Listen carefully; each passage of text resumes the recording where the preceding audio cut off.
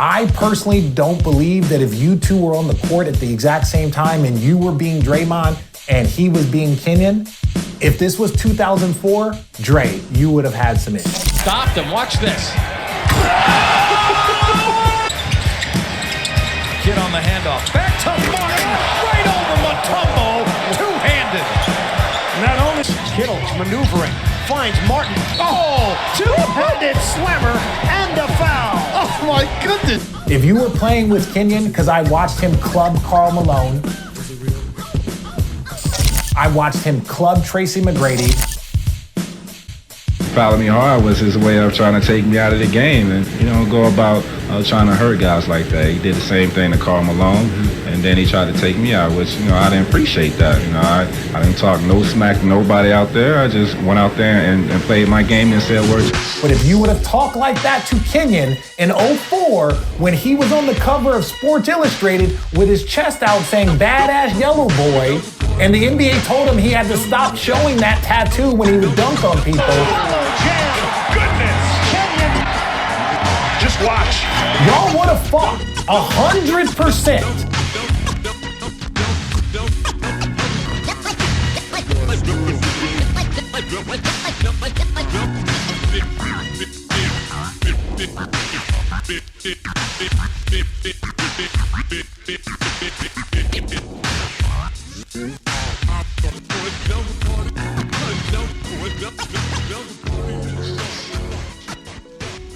We're now tuned in to the Dark Times Challenge. And we're talking basketball here. You wouldn't have made a roster being at your skill set when I came into the NBA to my 15-year career.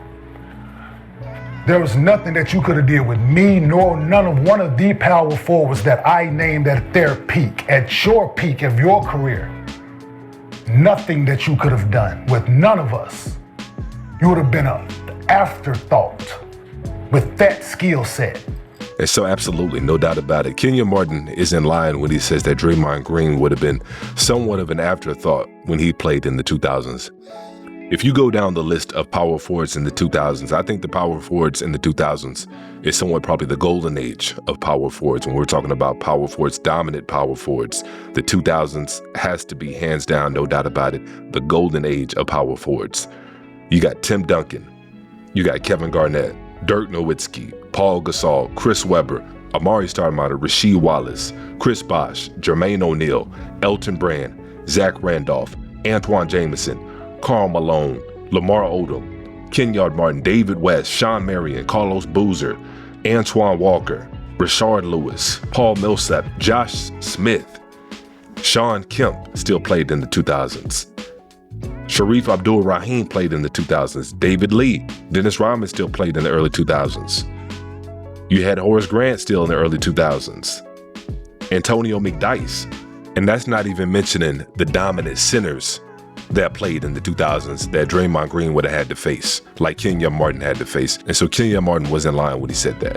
And Kenyon Martin was the difference maker. The Nets without him wasn't the same team. Kenyon was so elite, we never went to the finals again without him. We never went to another conference finals. We went to multiple playoffs, we never went to another conference. Obviously, Kenyon had, I think, the knee surgery, the microfracture, so he was a good player, but never the ability to be a great player, in my opinion. I love you, Kenyon, but that's just the truth after the knee surgery. But Kenyon was that dude. Now, Draymond, part of the reason why many months ago I said, Draymond, you are the most important defender of this generation, and that's based off of my knowledge of Kenyon Martin. That's my knowledge of Kenyon Martin and what he would do, right? That's why in Golden State, if they lose you, right, it's a problem. Same way when we lost Kenyon, we never went to a conference finals. Now, to Kenyon's point, Dray, I love you to death. Kenyon, he was a little different up there, right? There's that Ron Artest, there's that Kenyon Martin gene, right? Where it's like, hey, you don't want them to see red. You don't want those Bulls to see red. I personally don't believe that if you two were on the court at the exact same time and you were being Draymond and he was being Kenyon, if this was 2004, Dray, you would have had some issues. If it was 2020, I think the dynamic is different. That way. It doesn't allow, it's not allowed to get that way. If you were playing with Kenyon, because I watched him club Karl Malone, I watched him club Tracy McGrady, and part of the reason why I got the start, or they traded Keith Van Horn, is because every time Kenyon would get suspended, and it was a lot, I would get to start. I would become the starting small forward. So that's what I'm expressing, is that if you, and this is not saying that Draymond, you would have talked how you talked, because that's who you are. But if you would have talked like that to Kenyon in 2004, when he was on the cover of Sports Illustrated with his chest out saying badass yellow boy, and the NBA told him he had to stop showing that tattoo when he would dunk on people, y'all would have fought 100%. I saw him, y'all would have fought 100%. He did get suspended a lot. He got suspended a lot. He was on the cover of Sports Illustrated and it said flagrant flyer because he was flagrant fouling people. Who else does that sound like? Draymond, right? Y'all are very, very similar. You are both at your peak, elite defenders. So please stop arguing. Neither of you guys are going to win this argument. You guys are not going to win it. You both are some of the greatest I've ever seen. You both are a little different, all right? But just know this, Dre, I will respect Kenyon because I fought him in a locker room, right? Because we were chirping back and forth. Why would you do that? Because I'm crazy too. I'm just a different type of crazy as these two.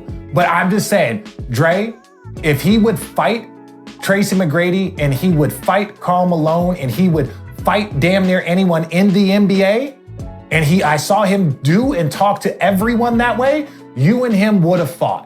And that's kind of what Kenyon liked. And you would have been okay with it. But make no mistake, if you would have tried to talk to him like you've talked to other players, that would have never been allowed. And that's what Kenyon Martin was trying to say. And that's what a lot of people have been saying when it concerns Draymond Green going after certain guys, picking and choosing, as they say. Is he calculated? Meaning, what does that mean? That means that he is very good at engaging. Maybe he with just you. hasn't. I think what Kmart is saying is that he hasn't started something with the wrong person. For instance, do you remember when Boogie Cousins, DeMarcus Cousins, went against Zach Randolph and was trying that with Zach Randolph, and Zach Randolph said, "I put fear in the bullies." He picked on the wrong one because DeMarcus used to go after just about everyone, but he wouldn't go after Zach Randolph, right? And I think that's what Kmart is saying. Like, you're not going after the real tough. You're not going after all the enforcers. And since we're talking numbers and defensive ratings and certain things, you want to mention defense, so go look it up. It's a fact. All-time defensive rating regular season, mine is higher than yours. Playoff, mine is higher than yours. So, no, bruh, it's in your praise. If you're such this great defender, and I'm gonna stop. So you're such this great defender in this era of non-defensive people,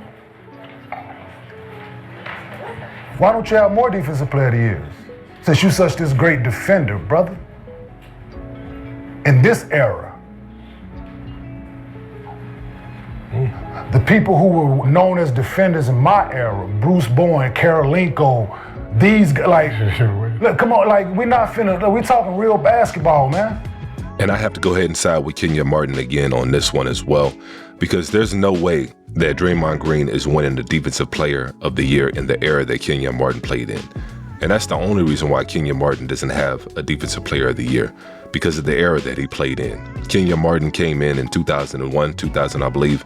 And if you go down the list of defensive players, damn near all of them are Hall of Famers. 2001, you had Dikembe Mutombo. 2002, Ben Wallace. Back-to-back, 2003, Ben Wallace. Ron Artest, Ben Wallace, Marcus Camby, Kevin Garnett, Dwight Howard, Tyson Chandler, Mark Gasol. And so we're talking about a gauntlet of not just good defensive players that just happened to win Defensive Player of that year, but we're talking about players that have won multiple Defensive Players of the Year. And so that's the only reason why Kenyon Martin doesn't have a Defensive Player of the Year. And Draymond Green definitely deserves his credit as well. We're talking about two players that are actually pretty similar in regards to the eras that they played in and doing what they did for their teams. But that being said, I really don't see a lot wrong with what Kenyon Martin said. I think that's just the way Kenyon Martin feels. And a lot of people feel the same way when it comes to Draymond Green. Draymond Green picks and chooses who he wants to be an enforcer with, who he wants to be a tough guy with. Guys like Kenyon Martin would have had a field day with Draymond Green. You're talking about bullies and enforcers who love to bully the bully. And if he did it to Karl Malone for elbowing Isaiah Thomas, you know he would have done the same thing to Draymond Green. But those are my thoughts on it. Make sure you guys go ahead and try to keep that conversation going on down below as we usually do. And if you haven't done so already, make sure you guys go ahead and hit that like button for me one time. And as usual, peace and chaos.